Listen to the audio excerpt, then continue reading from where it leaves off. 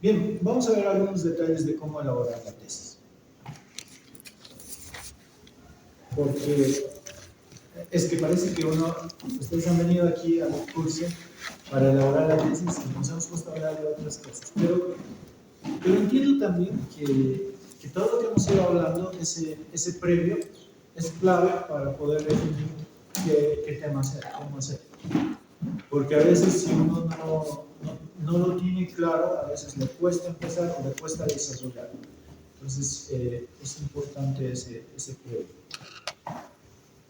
Cuando uno hace la tesis, deberíamos utilizar el método científico, la metodología de investigación científica.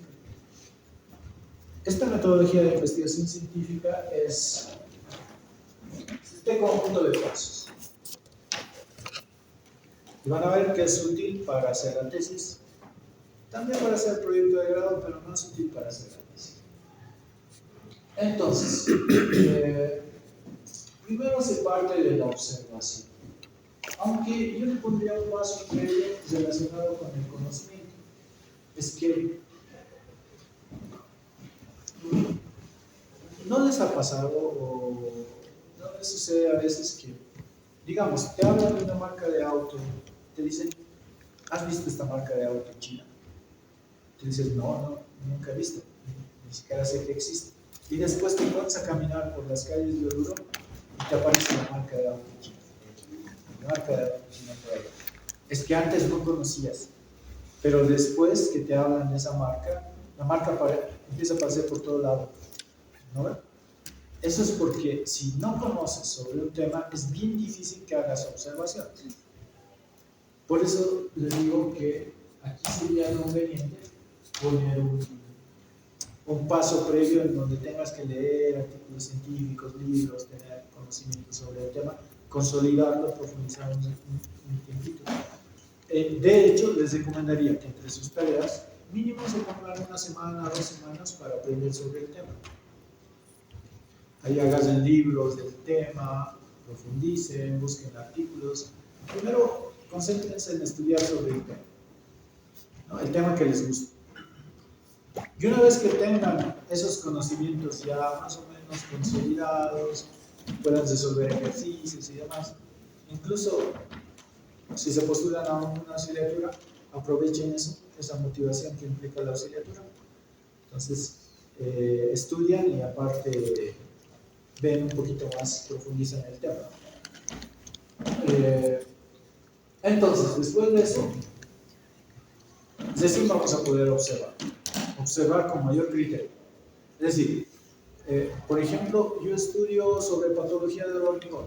Me pongo a estudiar un par de semanas sobre patología del hormigón y después voy a venir a las aulas y ver, ahí esa fisura. Aquí no aparece, pero voy a empezar a ver fisuras y voy a entender por qué están ahí esas fisuras.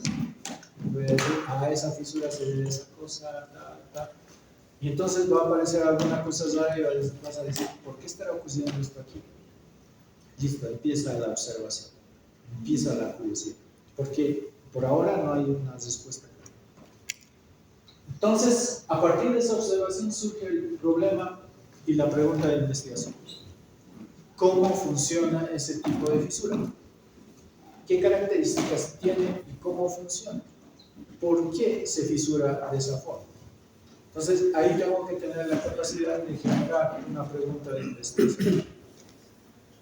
¿De acuerdo? Hago la pregunta de investigación. ¿Por qué está sucediendo esto? O si estoy relacionando dos métodos, digamos, supongamos, quieres hacer tu tesis y comparas un tanque de acero y un tanque de hormigón. La pregunta puede ser, ¿cuál es más barato? ¿Cuál es mejor técnicamente? ¿Cuál está? Entonces, la pregunta hizo que. Luego, una vez que te preguntas y la profundizas y ahora es tu marco teórico y estado del arte, es que al hacerte preguntas sobre una determinada situación, todavía hay que profundizar más. Supongamos que encuentro una fisura y no sé cómo responderla, entonces me pongo a estudiar específicamente patología del hormigón y me encuentro que los cloruros, los sulfatos y tal, el pH del hormigón, que si no protejo el pH del hormigón, empiezan a aparecer más cosas. Y entonces, eso me ayuda a responder la pregunta de investigación. Entonces, la respuesta tentativa se llama hipótesis. La hipótesis es una respuesta tentativa a la pregunta de investigación. Es decir, si nos preguntamos, la pregunta de investigación sería: ¿resistirá más este hormigón con el uso de este aditivo? Esa sería mi pregunta de investigación, porque voy a entrar al laboratorio a probar un aditivo. Leo, reviso artículos científicos y demás y veo que en otros estudios sí ha soportado bien, ha resistido mejor. Y entonces mi respuesta tentativa es: el uso del aditivo tantos mejora la resistencia en un 20% del hormigón. Estoy dando una respuesta tentativa con un valor específico que me ayuda y me orienta a hacer mi trabajo. Esto también se puede ejemplificar, digamos, con es lo mismo que ocurre con una investigación policial. Digamos que ocurre un crimen. Un crimen, y aquí la policía se pregunta: ¿quién ha cometido el crimen? ¿Quién ha cometido el crimen? Y entonces se busca todo lo necesario y la hipótesis, la respuesta tentativa, el mayordomo, ¿no? La clásica. Entonces, asumes quién ha, no asumes, supones que quién ha cometido el crimen. ¿De acuerdo? Más o menos igual. Y luego, después de que tienes una respuesta tentativa, aquí tienes que buscar las pruebas, igual que la policía. Una vez que dices que este señor ha cometido el crimen, ahora hay que reunir las pruebas que confirmen si ese señor ha hecho. Y entonces ahí está la etapa de experimento o simulación, también podría ser. Aquí podemos utilizar software, tranquilamente, o entramos al laboratorio, ¿no? Aquí rompemos un mito en el entendido de que a veces uno piensa que la investigación es laboratorio. Y dice uno: voy a hacer mi tesis. Entonces vas a entrar al laboratorio. Y es lo primero que dice. No, estoy haciendo mi tesis y estoy utilizando simulación. También es tesis. ¿De acuerdo? Entonces la simulación también podría estar aquí. Entonces, la hipótesis sirve para establecer cómo vas a buscar las pruebas para probar lo que es planteado como hipótesis. Hemos dicho que el hormigón va a resistir un 20% más. Y entonces, ¿qué tengo que hacer como experimentos? Tengo que ir al laboratorio y romper probetas, aumentando las diferentes concentraciones del aditivo, ¿no? Esas son las pruebas. Y en función de eso, podréis responder a la hipótesis. Una cuestión más aquí sobre la hipótesis. A veces pensamos que todas las tesis tienen que tener hipótesis. Eso es lo que nos dicen, porque te dicen: vale, tu trabajo es tesis si tiene hipótesis, y si no tiene hipótesis no es tesis. Rompemos otro mito, porque una tesis puede no tener hipótesis. Puede no tener hipótesis. Por ejemplo, ustedes proponen un equipo para, no sé, ustedes proponen un determinado método para resolver un problema, ¿no? Hacen un algoritmo para resolver un determinado problema de tecnología de hormigón, establecen un método para dosificar mucho más fácil. Eso no tendría hipótesis, entonces se complica. En ese sentido, quien dirige la investigación son los objetivos. Los objetivos van a dirigir el proceso de investigación. Por lo tanto, la hipótesis no siempre va a ser la que dirija el proceso. O sea, su trabajo puede no tener hipótesis. De hecho, pueden buscar tesis doctorales, digamos, en Google académico, y ahí se dicen: a ver, las tesis doctorales, van a ver que no tienen hipótesis. Entonces uno dice: ¿por qué estas tesis no tienen hipótesis? ¿Qué está pasando? Pero puede suceder esa figura. Ahora, otra cuestión de la hipótesis. Si tiene hipótesis el trabajo, incluso la hipótesis puede salir falsa. Es decir, yo en mi hipótesis he dicho, con este aditivo la resistencia va a mejorar el 20%. Y después hago mis pruebas y resulta que es 5% lo que mejora, no 20%. Mi hipótesis es falsa. ¿Está mal mi trabajo? No, está bien. Claro, ahí puede haber una trampita porque todavía puedo mejorar mi trabajo y cambiar la hipótesis. Es decir, saldrá mayor al 3%, que es una trampa que vale, aunque parezca chiste. O sea, puede cambiar la hipótesis y hacer que puede valer eso. Porque es que al principio, cuando uno propone la hipótesis, ni siquiera sabe lo que va a pasar. Uno se basa en el conocimiento que ha adquirido, lo que ha leído, para establecer su hipótesis, pero no está seguro, no estamos seguros. Por lo tanto, esa hipótesis puede fallar o puede ser verdadera, puede ser falsa o puede ser verdadera. Entonces, no hay que preocuparse si la hipótesis sale falsa. Bien, luego procedemos con la metodología, establecemos el experimento, incluso aquí les decía que había simulación, puede ser simulación, nuestra metodología. Si nosotros proponemos una determinada Z, modelar una Z de una forma, entonces nuestro proceso va a ser utilizar el waterfall y probar que también funciona. No hay problema, no necesariamente tenemos que entrar a laboratorio. Y luego tendría los resultados y al final mi trabajo desarrollado. Esa sería la metodología de la investigación a grandes rasgos. Bien, ahora, utilizando esa metodología, tenemos que diferenciar entre tesis y proyecto.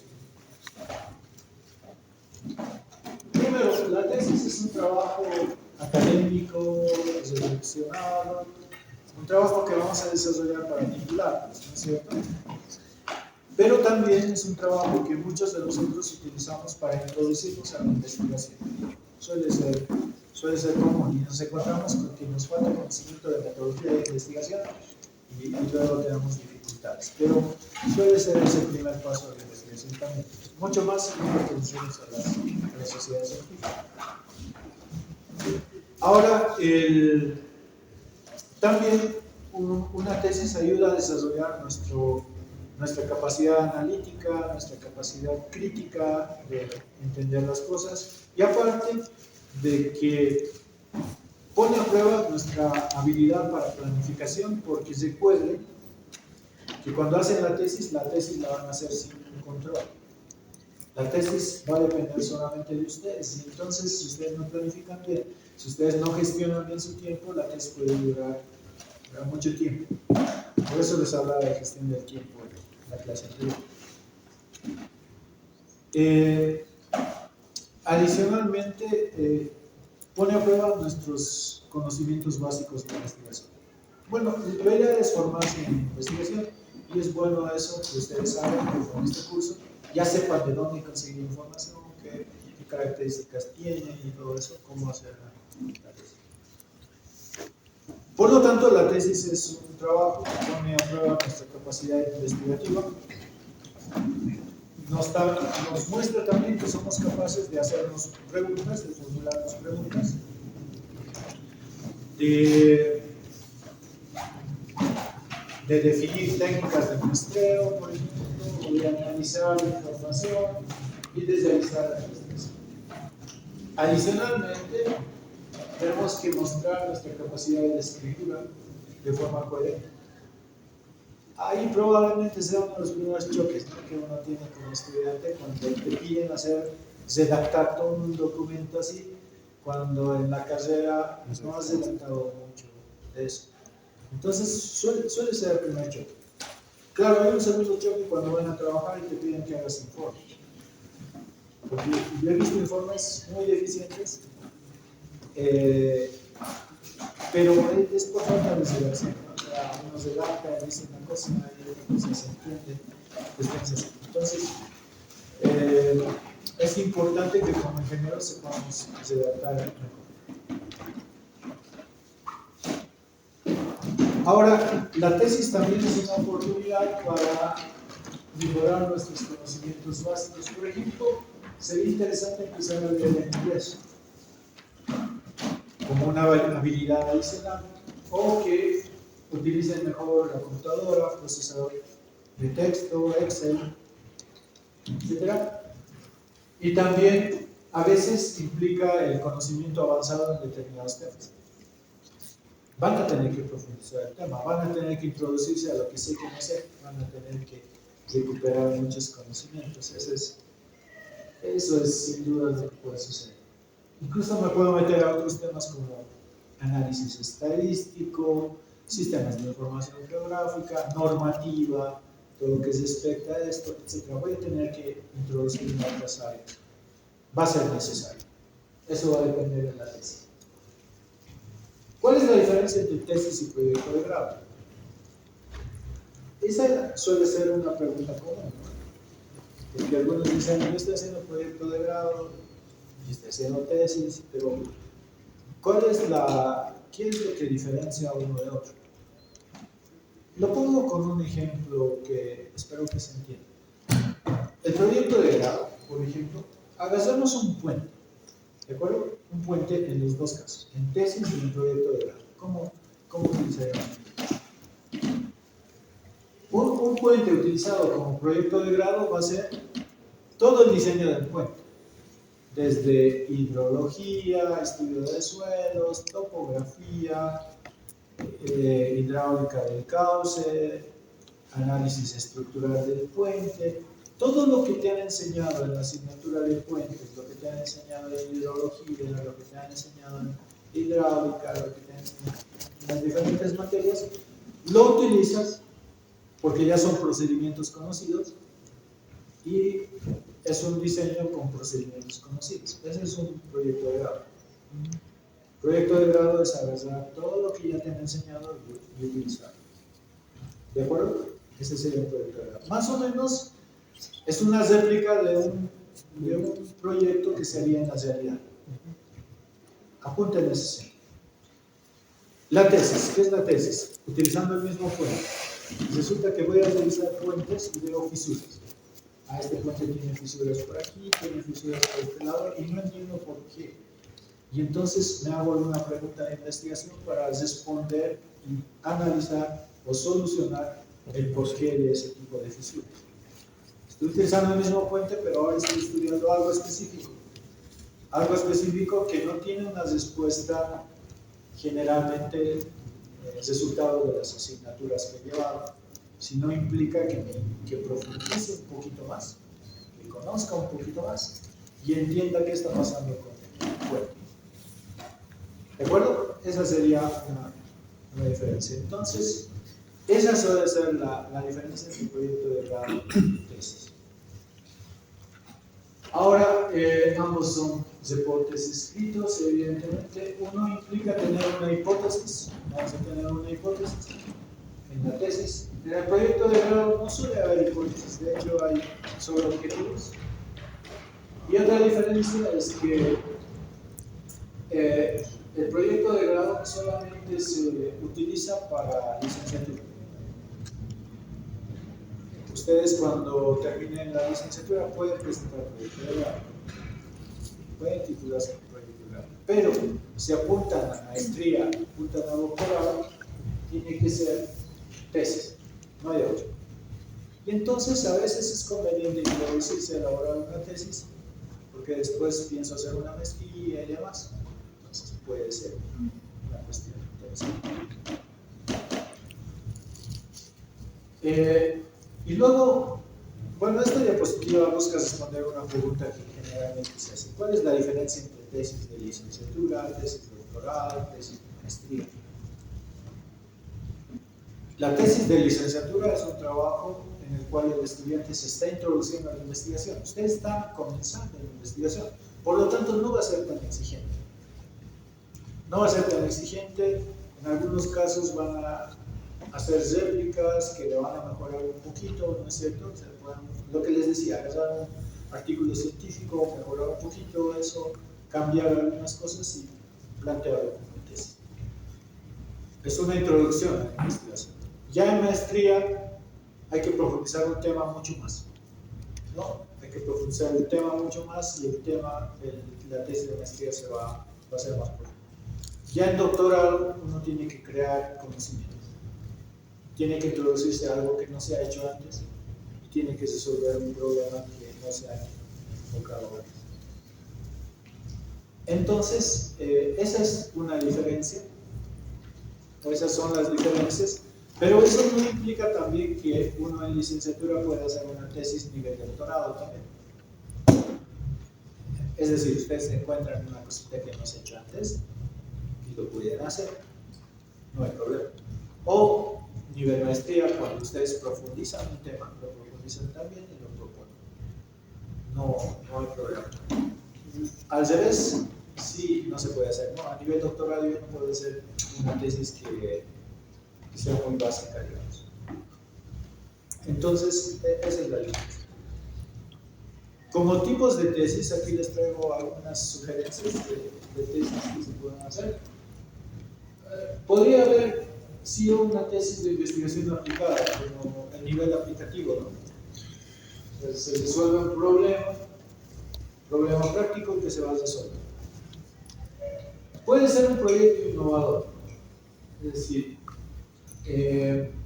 implementamos nuevas tecnologías, nuevos procesos. A veces ocurre que la cuestión innovadora tiene que ver con otras áreas también. Por ejemplo, podemos analizar lo que pasa en economía y algunas herramientas de economía las puede utilizar en ingeniería civil.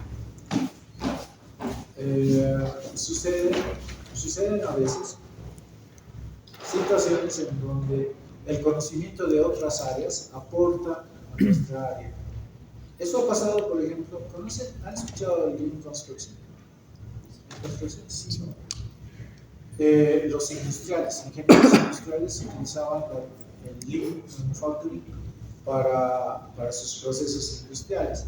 Y después a algún ingeniero civil se le ha ocurrido decir, ¿y si utilizo esto que hacen los industriales para el proceso constructivo? Claro, lo ha utilizado y le ha llamado Lean Construction. Más o menos en ese sentido también se puede proponer algo nuevo. Ver qué hacen en otras áreas, y en esas otras áreas aprovechar ese conocimiento y utilizarlo. O también puede ser optimización de procesos. Hay herramientas de optimización como algoritmos genéticos, algoritmos evolutivos, de gradiente, etc., que pueden servir para procesos de optimización. Puedo optimizar procesos de, por ejemplo, algo tan sencillo como, bueno, no es tan sencillo, optimizar el tiempo de los semáforos, digamos. Pongo a hacer análisis de tráfico y después busco optimizar el tiempo de los semáforos, para mejorar la velocidad de los vehículos. Ese sería un proceso de optimización automática. O me pongo a optimizar, no sé, me pongo a optimizar una red de alcantarillado, busco el menor costo, el diseño que optimice y me dé el menor costo de la red de alcantarillado. Es un proceso de optimización. O busco la ruta más corta y óptima entre un punto y otro punto para una carretera, ¿no? Entonces, se pueden hacer procesos de optimización. De hecho, hay varios artículos científicos que hablan de optimización. Podría agarrar uno de esos o combinar varios estudios y hacer un proceso de optimización. También son interesantes. Luego, la tesis puede ser, ya decía, aplicada, puede ser exploratorio, cuando estudian un tema poco estudiado, ¿no? Un tema que no se da en otros lados. Por ejemplo, el impacto de las aguas de mina es interesante, y ver qué sucede con las zapatas, digamos. Probablemente no se haya hecho ese estudio antes. Entonces es un estudio poco analizado, porque las condiciones de oxígeno, las condiciones de acidez de las aguas de mina o el nivel freático de determinadas zonas contaminadas con residuos mineros pueden afectar a las zapatas, pueden apuntar a poseer el acero, etc. Es un área no explorada. O puedo hacer estudios de diagnóstico, ¿no? Evaluación de la contaminación del lago Popó, evaluación de la contaminación del río Desaguadero, evaluación de evaluando las fisuras de un determinado puente o evaluando las fisuras de este edificio, etc. Ya se pueden hacer muchas cosas a nivel diagnóstico. El diagnóstico nomás podría ayudar. Y después podrían haber estudios tipo pedagógico. Si digamos se me da bien la programación, yo puedo decir voy a hacer un laboratorio virtual para laboratorio de resistencia de materiales. Entonces hago mis simulaciones donde veo en la pantalla una prensita que rompe una probetita de hormigón y me da la resistencia y me muestra cómo se compone. O un ensayo en donde tracciono el acero y me muestra la curva de resistencia del acero. Y entonces puede ser un trabajo de ese tipo tranquilamente pedagógico que ayude, podría ser. Yo apuntaba a que las sociedades científicas deberían hacer ese tipo de trabajos, pero creo que nunca ha cuajado la idea en ese tipo de iniciativa. Ahora, para elaborar la tesis, se puede seleccionar el tema, se debería seleccionar primero. Luego hay que hacer la selección bibliográfica. Insisto con la idea de que hay que revisar bibliografía, hay que leer. Y luego formulamos nuestra pregunta de investigación. Vamos a formular nuestra pregunta de investigación y con eso proponemos o planificamos mejor nuestra investigación. Hacemos la parte ingenieril de nuestra investigación y presentamos los resultados. Y al final, cuando tenemos toda esa parte de ingeniería de la tesis, porque la parte de ingeniería a veces implica el procesamiento de los datos del laboratorio, a veces implica el análisis con software, a veces implica el cálculo, resolver ecuaciones diferenciales y hacer determinada situación. Va a depender de la situación como se haga y luego hay que presentar resultados. Y finalmente, cuando tengan todo ese cálculo, ahí se siente recomendable realizar la redacción de la tesis. Porque ya tienes resultados y vas a poder redactar de manera más adecuada. Cuando redactemos la tesis tiene que ser concisa, clara. Y es que cuando redactemos la tesis, tenemos que redactar la tesis para que cualquiera que lea, o bueno, cualquier ingeniero que lea nuestra tesis entienda lo que hemos hecho. Esa debería ser la premisa. No puedo redactar muy técnicamente, digamos, con términos muy específicos, porque tal vez nadie entienda. Tampoco puedo redactarlo muy básico, sino tengo que redactar como para que en principio mis tribunales entiendan. Todo lo que tengo que redactar para que lo entiendan. Y en ese sentido tengo que revisar la sintaxis, la coherencia de mis oraciones y demás, y la estructura. Y luego de eso, una vez que esté redactada, hay que revisar la tesis. Lo que se recomienda, tanto para escribir un libro como para redactar una tesis, es que terminemos de redactar y luego pongamos a descansar la tesis unas 2 semanas.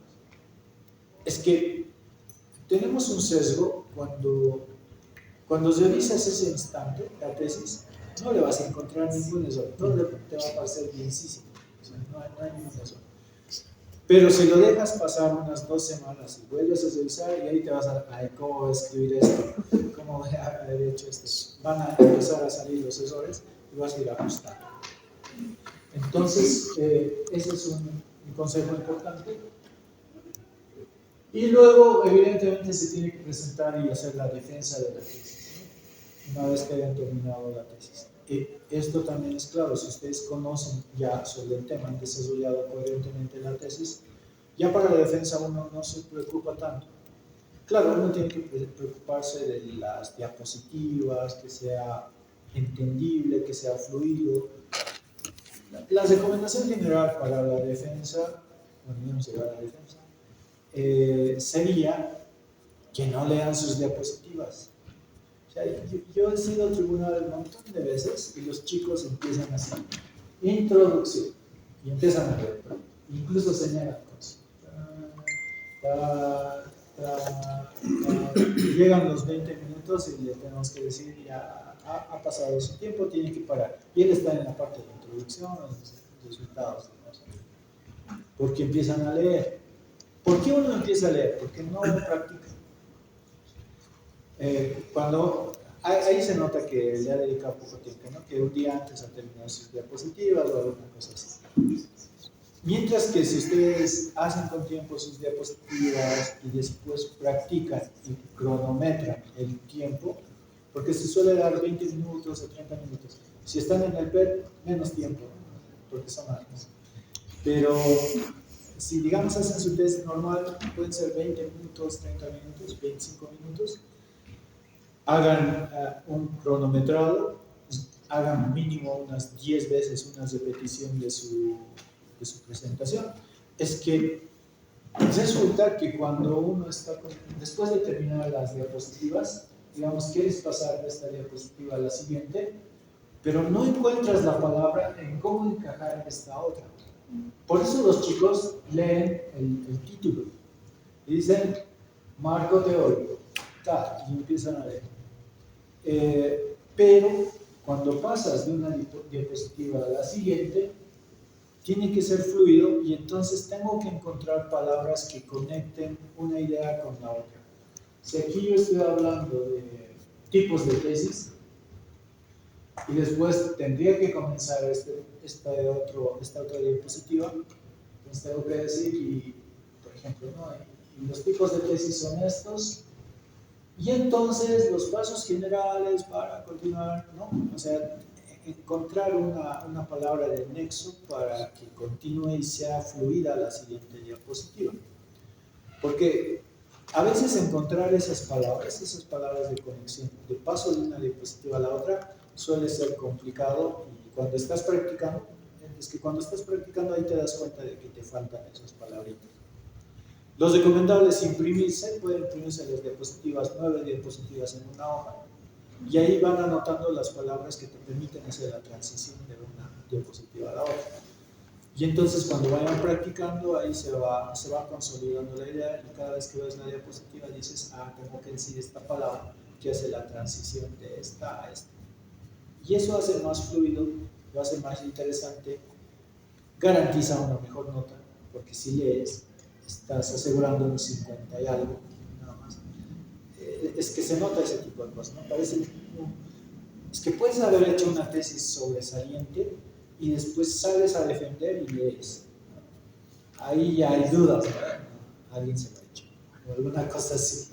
Entonces, no hagan eso, expongan no lean, o lean lo necesario, pero no lean la diapositiva completa. Y no lean los títulos que dice su diapositiva, que es donde uno se da cuenta que no lo ha practicado bien. Bien, y luego, si vemos cada una de las partes de la tesis, la justificación empieza en la justificación. Cuando ustedes redactan su justificación, técnicamente estamos vendiendo nuestro trabajo. Estamos diciendo por qué es importante mi trabajo. ¿Por qué es importante mi trabajo? Y ahí tengo que, como les digo, tengo que vender mi trabajo. Tengo que decir por qué es importante. ¿Cuáles son las razones que me han llevado a desarrollar esta tesis? ¿Y por qué? ¿Dónde radica la importancia de esto? La idea es convencer al lector de la importancia y relevancia de nuestra tesis. ¿De acuerdo? Piensen en eso cuando redacten su tesis. Están tratando de vender su trabajo. Y muchas veces es conveniente justificar o respaldarse con artículos científicos. Digamos, ustedes van a hacer una tesis utilizando un aditivo nuevo.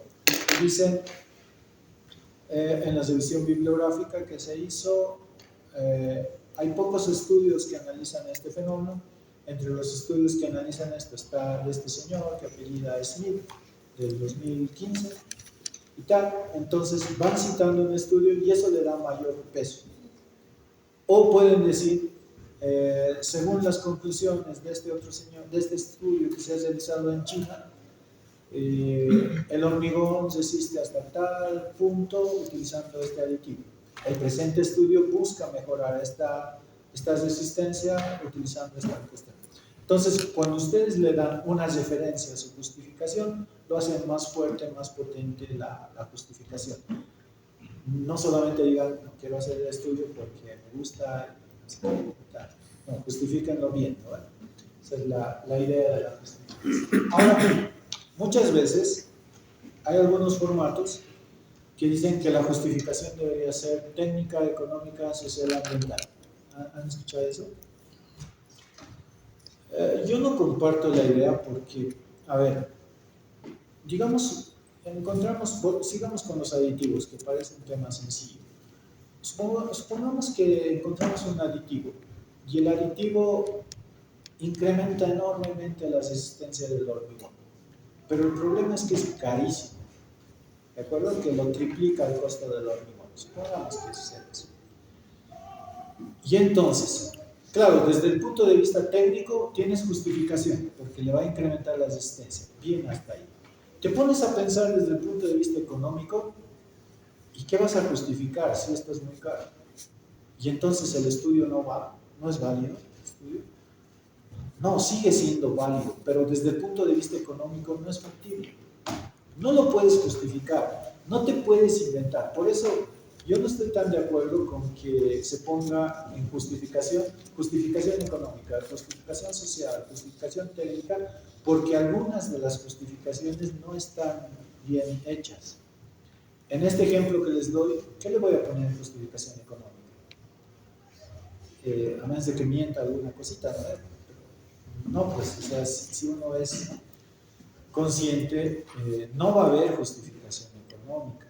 Incluso si ese material, digamos, es contaminante, o sea, contamina el hormigón de tal forma que después, si llueve sobre el hormigón, entonces lava determinados compuestos y contamina el agua. Entonces, peor, en justificación ambiental, no le vas a poder poner una justificación razonable. Por lo tanto, solamente tendría justificación técnica.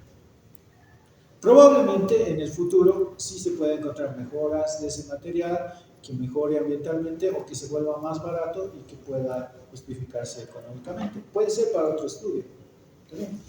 Pero no traten de ponerle en justificación económica, social, ambiental, etc. Solamente pónganle una justificación y esta justificación que sea coherente. Otro elemento importante es delimitar el tema. Si no delimito bien el tema puede crecer tanto que se sale de las manos. Es que puede ser una cosa, que el tema te guste tanto que cada vez avanzas y dices, no sé si alguno está haciendo ya su tesis, pero resulta que cuando haces la tesis, dices, estito más le pondré a mi tesis. Sigues avanzando, estito más, por ahí me piden. Sigues avanzando, estito más le pondré, y sigues avanzando, y tu tesis, claro, va creciendo en volumen, que uno piensa que el volumen es sinónimo de calidad, ¿no? Porque entregan 2 tomos ahí, está entregando 2 tomos, pero no sabes que gran parte, un tercio de tu tomo son planillas tipográficas ahí, impresas ahí, o especificaciones técnicas que se llevan medio tomo, cuando no sería conveniente introducir eso en muchos casos. Pero resulta que cuando no delimitas, tu tema crece, y eso hace que nunca termines, es un problema. Mientras que si delimitas, dices, a ver un dato, siento que me estoy desviando, este tema que quiero introducir, a lo mejor no lo introduzco, porque lo va a ampliar. O sea, claro, es interesante porque me gusta, es interesante, puede ser interesante, no pasa nada. Esto lo voy a llevar a recomendaciones. Me voy en mi tesis, conclusiones y recomendaciones. Es recomendable introducir un estudio de este tipo para hacer un nuevo análisis, etc. Porque estabas a punto de salirte y decir, esto lo voy a incorporar a mi tesis. Entonces, cada vez que sientas que te estás por salir, esa partecita lo llevas a recomendaciones. Y ahí no pasa nada. Incluso esa recomendación o esa partecita puede servir para una tesis de maestría más adelante. ¿Quién sabe? ¿No es cierto? Entonces, no se compliquen, hagan una buena delimitación. Y para hacer una buena delimitación hay que leer bibliografía, hay que leer artículos científicos, porque ya vas a saber hasta dónde quedarte y qué cosas incluir, ¿no? y dónde parar. Entre los objetivos hay generales y específicos. El objetivo general básicamente está relacionado con el título. Es que yo he leído tesis en donde el título dice una cosa y el objetivo dice otra cosa. No debería suceder eso. Lo más fácil es, el título tiene que coincidir con el objetivo casi en las mismas palabras. Por ejemplo, el título es determinación de la contaminación del lago Popó, de los niveles de contaminación del lago Popó. Supongamos que es un título así de sencillo, determinación de los niveles de contaminación del lago Popó. Ese es el título que hemos definido. El objetivo, ¿cuál sería? El objetivo van a ser las mismas palabras, pero en lugar de determinación voy a escribir determinar el grado de contaminación del lago Popó. Utiliza las mismas palabras, solo cambia el verbo y se vuelve infinitivo, acaba en ir, a, es lo único que cambia. Claro, ese objetivo general puede crecer un poquito porque puedo explicar un poquito más de qué tipo de contaminación, si es contaminación por DBO, por sólidos, etc. Puedo ir explicando un poquito más, pero esa estructurita, igualita al título, debería mantenerse. No puedo, sería lo más sencillo de la redacción. El objetivo tiene que parecerse al título. No busquen redactar una media página de objetivo general que no tenga nada que ver con el título original. O sea, es un error que a veces veo en las tesis. Y luego, los objetivos específicos son pasos que tengo que hacer para alcanzar el objetivo general. Es decir, si estoy haciendo un estudio hidrológico, entonces, ¿qué pasos tengo que hacer para completar el estudio hidrológico? Tengo que recuperar datos del CENAMI, tengo que procesar, rellenar vacíos, tengo que establecer, delimitar la cuenca, tengo que hacer las isócronas, isoyetas, bueno, un montón de cosas para completar mi estudio hidrológico. Entonces, son ese conjunto de pasitos que voy a seguir. Y bueno, para esto va a ayudar también la metodología, porque si tengo clara la metodología ayuda a los objetivos. Bueno, este ejemplo muestra cómo podríamos escribir el objetivo a partir de una idea. Este ejemplo es interesante, dice, contemplo un árbol de eucalipto, esa es la idea. Y surge la inquietud de saber si las hojas de la parte de arriba son diferentes a las hojas de la parte de abajo. Puede suceder, ¿no? Debido a la radiación del sol, puede haber un cambio de las hojas de arriba con radiación de las hojas de abajo. Y entonces la pregunta de investigación sería, ¿el área de las hojas de eucalipto cambia de la parte superior a la inferior? O sea, ¿hay un cambio de tamaño de las hojas del árbol de eucalipto? Sería pregunta de investigación. Y entonces la hipótesis será respuesta tentativa. Y aquí digo, el área de las hojas de eucalipto cambia de la parte superior a la inferior. Estoy diciendo que hay un cambio.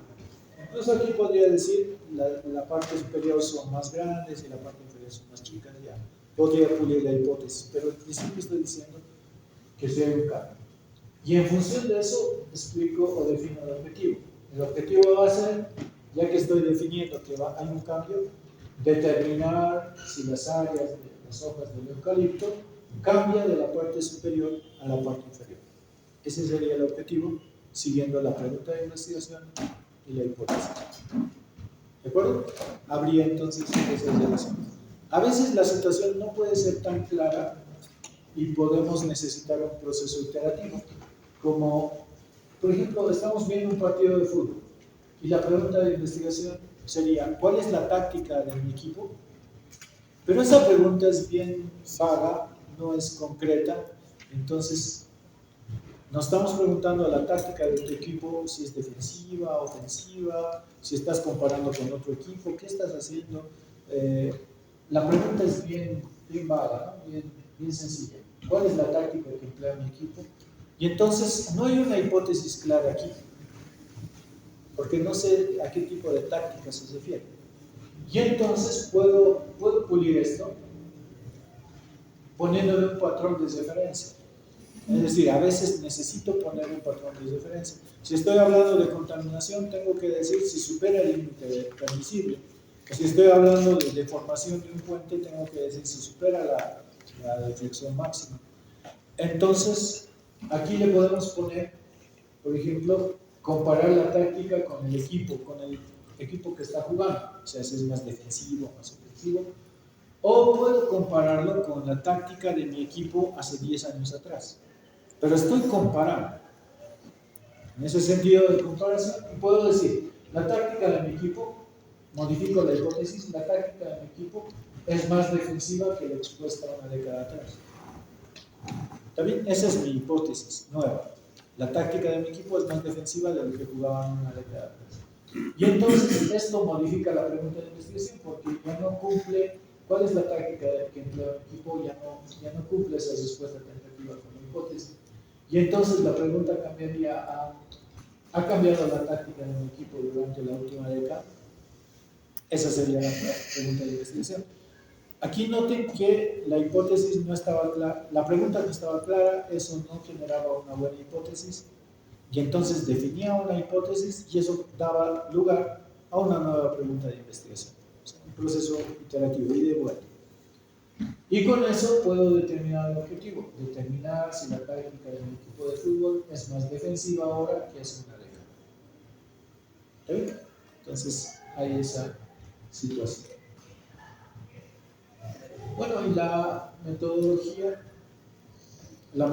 es ese conjunto de pasos. Suele estar acompañada con los objetivos específicos. O sea, los objetivos específicos son los pasos que vamos a seguir y la metodología está acompañada con esa receta que vamos a seguir en el trabajo. ¿De acuerdo? Y cuando planifiquen su proyecto de grado, es interesante. Este ejemplo me gustó ahorita porque dice, ¿cuál es mi tema de tesis, mi tema de investigación? ¿Cuáles son mis objetivos? Aquí objetivos generales y específicos. Y a partir de esos objetivos, ¿qué información necesito? Es decir, si voy a hacer un estudio de hidrología, entonces necesito un mapa topográfico, una imagen satelital, etc. Necesito aquí introducir todo lo que necesito. Y adicionalmente le pongo aquí al lado conocimientos necesarios. ¿Qué conocimientos necesarios tengo para, o requiero para cumplir con estos objetivos? Pues aquí pondré, si estoy haciendo estudio hidrológico, necesito conocer un poquito de imágenes satelitales, de detección, necesito sistemas de información geográfica, necesito saber esta otra cosa, etc. Voy anotando aquí los conocimientos necesarios. Y luego aquí defino qué actividades tengo que hacer para alcanzar estos objetivos.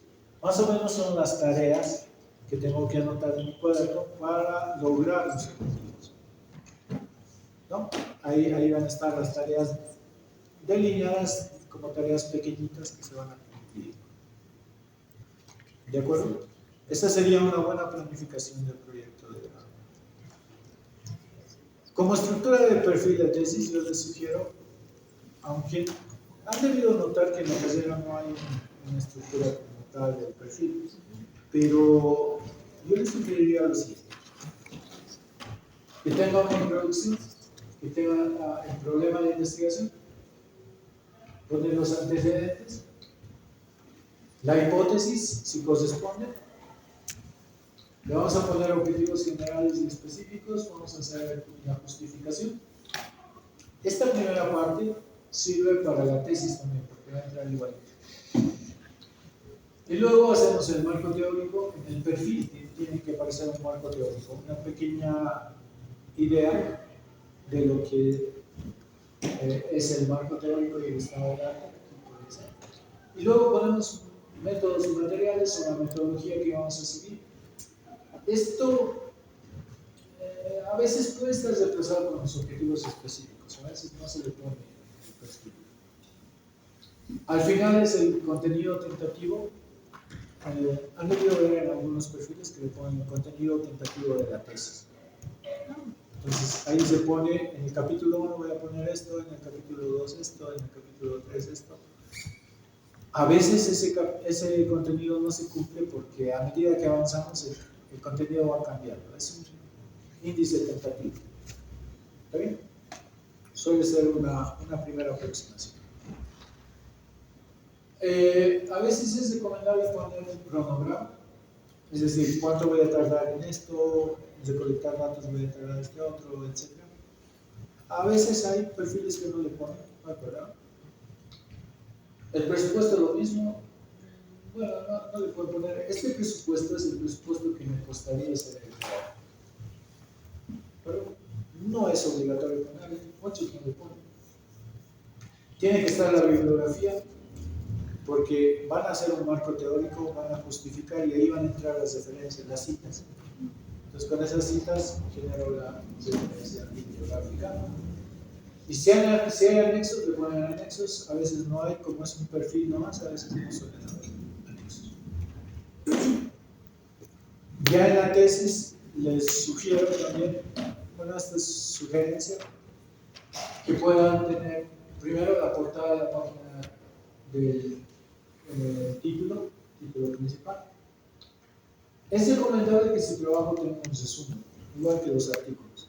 En el resumen expliquen qué han logrado, qué resultados tienen, etc. Todo lo principal habría que resumir. Pero explicando siempre con datos, con valores.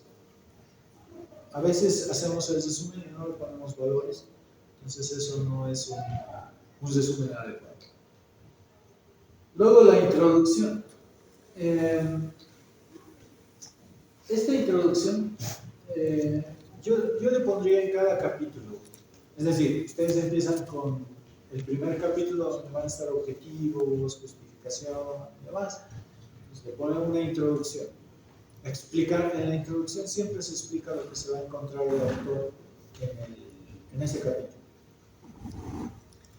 Y luego está el marco teórico de la revisión de la literatura. Este puede ser ya un segundo capítulo en donde hablamos de marco teórico. Tendría que haber un tercer capítulo relacionado con la metodología, qué han hecho, cómo lo han hecho, y luego mostrar los resultados. Y de esos resultados hacer su discusión. Ya hemos analizado lo que es discusión. Y finalmente debería haber un último capítulo de conclusiones y recomendaciones. ¿Qué cosas se han encontrado principalmente? ¿Qué cosas se recomiendan? No lo estoy separando por capítulos, pero digamos que sería la estructura de esa forma. Y también noten una cosa que es parecido a un artículo científico. Bueno, tiene una introducción, tiene una metodología, tiene los resultados. Si ustedes utilizan la estructura de un artículo científico, presentan una buena tesis. Y al final tenemos referencias y los anexos. Todo lo que debería tener una tesis. Bueno, de esa forma hemos concluido. He tratado de apretar muchas cosas. Supongo que algunas cosas sí se han ido. Si tienen preguntas, con gusto les respondemos. ¿Tienen algunas dudas? Doctor, una consulta. Respecto a la tesis de licenciatura, esa misma tesis posteriormente se puede llevar a una tesis de maestría. ¿Y qué requerimientos más o menos se necesitaría para que podamos, volver a usar el mismo tema de tesis para una maestría? ¿O no es posible? ¿Qué medios se pueden buscar para que pueda funcionar? Desde el punto de vista ético, no corresponde. O sea, si yo hago una tesis en licenciatura y después trato de hacer lo mismo en maestría, éticamente no corresponde. Pero hay peros, hay excepciones. Por ejemplo, si mejor. Es decir, si originalmente he hecho mi tesis y he utilizado un análisis básico, ahí le he presentado mi tesis y está bien. Y posteriormente para la maestría utilizo herramientas más modernas, yo puedo utilizar optimización, puedo utilizar esta otra cosa, etc. Ahí puedo utilizar la base de mi trabajo y a partir de esa base puedo mejorarla y presentar como tesis de maestría. Pero evidentemente tengo que diferenciar los datos y tengo que diferenciar a mi tesis de licenciatura. O sea, va a aparecer mi apellido, ahí, coma el año, cuando se ha publicado mi tesis, pero mostrando los datos iniciales. Pero ya después el procedimiento más avanzado que me serviría para la tesis de maestría, ya ese procedimiento es adicional, que podría ser una forma de recuperar. Supongamos que has invertido medio año en recolectar datos, ¿no? Entonces, toda esa recolección de datos que te ha servido para la tesis de licenciatura, esos datos te pueden servir para la tesis de maestría tranquilamente. Pero bajo un nuevo enfoque más moderno, más profundo. Y podría ser el concepto de la ampliación del estudio. Podría ser también el concepto o una idea de ampliar el tema. O podría ser introduciéndonos a un nuevo nivel investigativo. Es decir, yo he hecho mi tesis de licenciatura a nivel descriptivo porque he hecho un diagnóstico de cómo funciona esto y después lo utilizo el mismo tema. Lo hago en maestría, pero lo hago a nivel predictivo. Le meto una red neuronal por ahí para predecir un determinado comportamiento. Entonces, igualito, lo mismo. Voy a tener que referenciar a mi trabajo de licenciatura como parte de la base y después, en base a eso.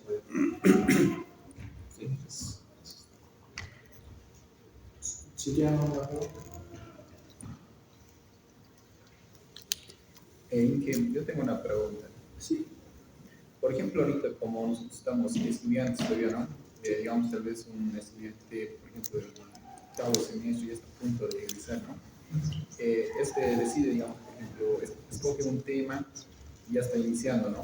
Su tesis. ¿Qué pasos, digamos, debería seguir, digamos, para que esté, digamos, la tesis que está realizando está en un buen camino, digamos, y que más adelante, digamos, cuando ya él llegue a egresar, ya lo puedan dar, digamos, el visto bueno de su tesis y, digamos, que su trabajo no sea en vano, digamos.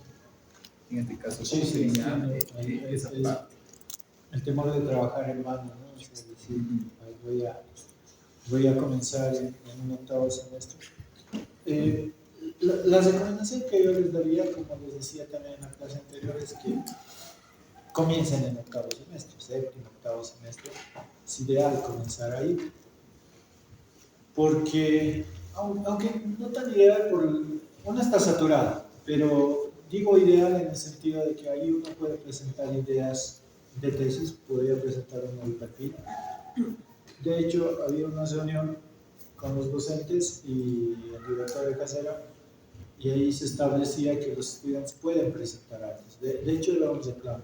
Yo me acuerdo que yo hice el reclamo porque creo que es prudente que los estudiantes entreguen el perfil, por lo menos, para ir avanzando. Ahora, ¿qué es lo que le hace pertinente o no al trabajo? Una primera situación sería hacer la tablita que hemos visto, ¿no? La tablita en donde tenía varios títulos. Esa tablita va a definir más o menos la pertinencia del tema. Pertinencia desde el punto de vista del tiempo, económico y demás, lo que nos interesa. Pertinencia desde el punto de vista de datos también. Claro, después eso lo pongo a consideración de los tribunales.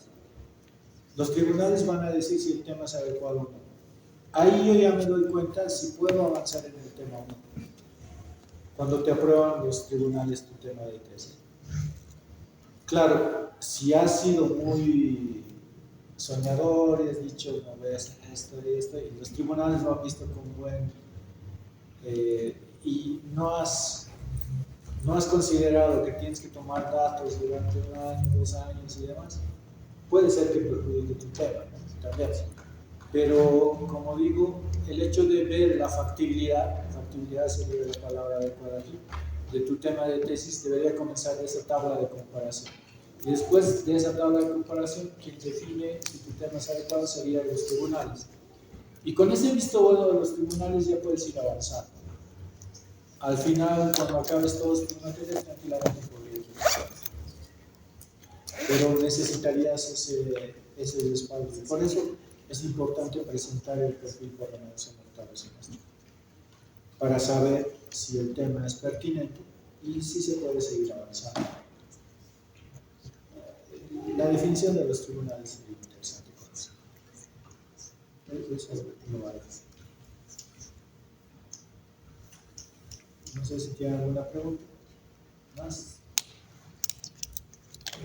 Doctor, una pregunta. Respecto a los tribunales, ¿es necesario? Eso no tenemos bien conocido a veces cuando somos estudiantes. ¿Es necesario ser egresado para ya tener un tribunal o podemos, como dijo, podríamos presentar el perfil mucho antes y prácticamente ya no presentarían tribunales? ¿No? Sí, por eso, en esa reunión en donde se habló de esta situación, se quedó en que los estudiantes pueden presentar en octavo semestre o antes el perfil, y la presentación del perfil implica la designación de tribunales. O sea, ya te designarían tribunales. Y ya uno sabría si su tema está aprobado o no. Y de hecho ahí ganan mucho tiempo. Es que lo que sucede cuando uno, a ver, entendamos lo que pasa cuando uno egresa. Uno egresa y lo primero que dice, ahora toca hacer la tesis, ¿no? Ya ha pasado la parte sencilla de las materias, y ahora toca hacer la tesis. Y entonces ahí uno se pone a pensar y dice, ay, no tengo tema de tesis. Y hasta que te pongas a pensar el tema de tesis va a pasar medio año o más. Entonces pasa medio año más y entonces tu tiempo ha pasado mucho tiempo y luego presentas tu perfil. Y muchos de los estudiantes dicen, mientras no me aprueben el perfil no avanzo. Y parece una decisión lógica. Pero lo que sucede a veces es que los tribunales al perfil lo tienen 2 meses, 3 meses, o a veces lo hacen perder. Entonces, muchos estudiantes tienen temor de preguntar a los tribunales, porque dicen, no, es que si le pregunto por ahí me rechazan, no sé. Y lo que yo les recomendaría, ya sea que presenten su perfil como estudiantes o como egresados, es que hagan seguimiento. Es decir, lo que yo haría, lo que he visto también que hacen muchos estudiantes, porque les recomiendo eso, es agarras tu perfil y con tu perfil vas donde le dices, ¿cuándo tiene tiempo? O sea, ¿cuándo le podría presentar mi perfil? Te va a decir, ya, el miércoles a las 10 de la mañana, vienes. Entonces vas con tu trabajito, con tu perfil. Le presentas tu perfil y le explicas. Le dices, mi trabajo consiste en esto. Estoy haciendo esto. Claro, para eso tienes que saber justificarlo bien, venderlo bien, lo que hemos visto en la justificación. Vas a decir, mi trabajo es que he visto que hay estas deficiencias, hay estos problemas y lo que yo quiero solucionar es esto, y para solucionar esto estoy proponiendo esto, estoy haciendo esto, estoy haciendo esto. Al explicarle tú a tu tribunal en ese tiempo, el tribunal va a entender mejor que cuando lo lee. Es que muchas veces esa deficiencia que tenemos en redacción hace que el tribunal entienda otras cosas cuando lo lee. Pero si tú le explicas ahí al tribunal, el tribunal ya va a tener más herramientas, más criterio para definir si tu tema está aprobado o no. Lo que sucede, por ejemplo, conmigo, si les toca alguna de ustedes que sea su tribunal, vienen a la oficina, lo vemos en unos 15 minutos, y después de los 15 minutos yo ya tengo mis observaciones. O sea, le digo, tienes que mejorar esto, tienes que corregir esto, o al final, si todo está bien, le digo, ya no tienes observaciones, avanza en tu tesis. Yo entiendo que sucede así con todos los docentes, pero hay que ubicarlos cuando tienen tiempo. Y si se dedican a eso una semana, o sea, decirle al docente cuándo le puedo visitar, la aprobación del perfil estaría rápido. Es que también voy a decir una cosa que me había fijado en esa reunión, es que a mí me da la impresión de que nosotros, como docentes, eso es una especie de autocrítica. A mí me da la impresión de que nosotros, como docentes, les empujamos a los estudiantes a inscribirse al PET o al diplomado, ¿no? O sea, me da la impresión de que les ponemos las cosas tan difíciles que los estudiantes dicen, no, me voy a escribir al PET. O sea, ya en séptimo semestre, en octavo semestre, ya estás definiendo que te vas a inscribir al PET. Cuando la lógica debería ser, yo voy a hacer mi tesis de forma normal. Es que, a ver, inscribirte al PET. No, yo siempre les digo a los chicos que me preguntan sobre eso, les digo, es que vas a perder dinero. O sea, invertir 13,000 bolivianos para que te titules, solamente para que te pongan un cronograma y te adquieran un dato y salgas en un año. Si de forma normal puedes salir en 3 meses y esperes un año en el PET para titularte, de paso pagues, no me parece razonable. Es que yo he visto estudiantes que lo hacen en poco tiempo. En el PET, evidentemente, tienes que esperar que pase todo el año. Y después de que pase todo el año, todavía esperas unos 4 meses para que te den el tiempo. Si ustedes agarran todo, bueno, si ustedes aprovechan todo lo que hemos ido hablando, si ustedes usan gestión del tiempo, lo pueden hacer en menos tiempo de tesis. De hecho, si lo presentan en un octavo semestre, van avanzando poco a poco. Cuando terminen todas sus materias, presentan el borrador pasado 1 o 2 meses y al tercer mes, cuarto mes ya están defendiendo. Van a acabar muchísimo más antes que el PET o que el diplomado, que son formas de titularse, pero requieren un tiempo, en promedio un año. Y además gastas dinero. O sea, por eso, bueno, eso les digo a todos los chicos que vienen a hablar conmigo sobre la titulación. Es que, como les decía, yo soy director de posgrado. Los chicos vienen, los de civil, y me dicen, ¿cuándo va a comenzar el programa de titulación? Y yo les digo, puede comenzar a fin de año, pero no estamos seguros si se va a abrir. Pero no hagas la titulación, haz tu tesis normal. A pesar de que yo debería llamarlo, ¿no?, a la titulación. Pero no, les digo, haz tu tesis normal y ya puedes comenzar. Incluso si tú tienes tu perfil aprobado, ya estás avanzando y sientes que necesitas a alguien que te ponga el látigo atrás y quieres pagar un poquito, ya pues aprovechas lo que te han aprobado ahora y lo aprovechas en el PET o lo aprovechas en el diplomado, pero ya tienes un trabajo con el que vas a avanzar. Pero no, hay que comenzar. No es,